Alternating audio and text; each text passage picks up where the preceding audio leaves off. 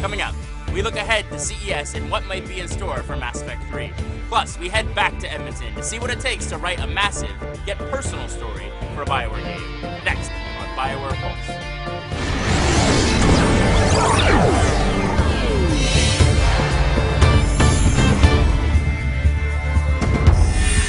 You're locked in to BioWare Pulse. I'm David Silverman.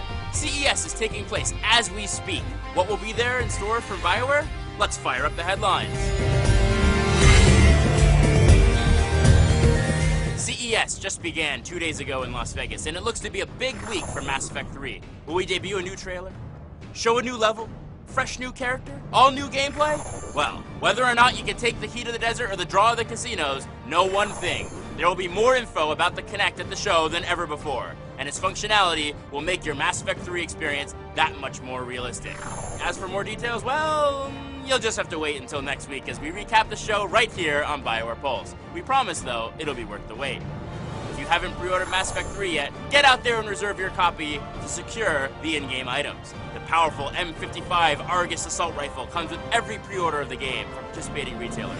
And if you pre-order via Origin, you will also receive the AT-12 Raider shotgun, perfect for close-range targets and superior rapid firepower. For the full list of pre-order incentives, head on over to www.masseffect.com or follow @MassEffect on Twitter.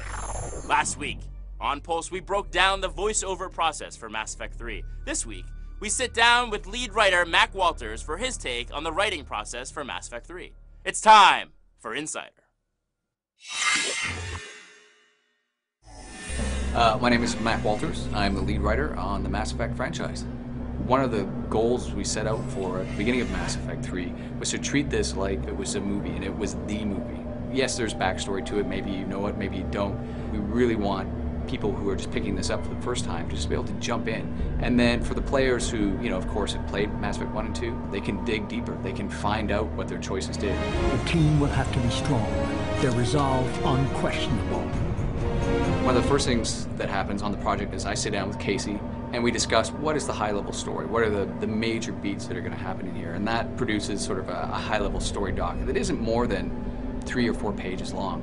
Once we have that, we start filling in, well, what are all the missions? What are all the other little mini-stories that are going to be told? How do you go from A to B? What is that actual plot? And that's when I go to the writing team and I say, okay, let's start filling this out. Which characters are going to show up and which ones are going to be important? Eventually, we sort of have a backbone of the game and a critical path of what we want to do in there. Once we've done that, then writers are usually given free rein on a specific level. I had 5 or so levels in the game that were sort of my own, and each writer would have something similar. And within that, they know where it's supposed to begin, they know where it's supposed to end, they know where it should fit in that sort of backbone of the story. And they're given free rein to sort of make that level their own. And it goes through a lot of iteration. That's one of the keys, I think, that makes BioWare games great, especially the writing, is that iterative process. We actually go in and we're not afraid to change it. We'll change it until we feel like that all makes sense. We love that great story and it fits in with everything else we're doing.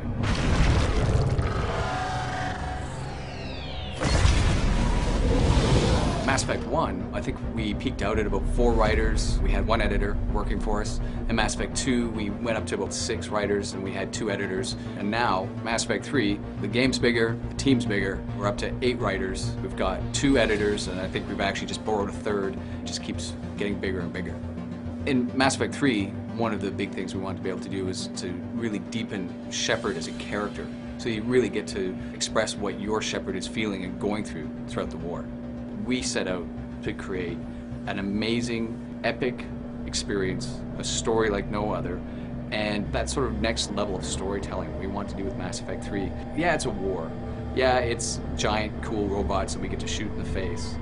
But there is a human side to the story, and you're role-playing as a human, and why shouldn't that human have an emotional component to what they're doing? There's going to be a problem. Please, remember who you're talking to. Overall, it's looking like it's going to end up being bigger than any of the games in the Mass Effect series. But also, I think the emotion, the depth of writing that we have in there has also gone up another level.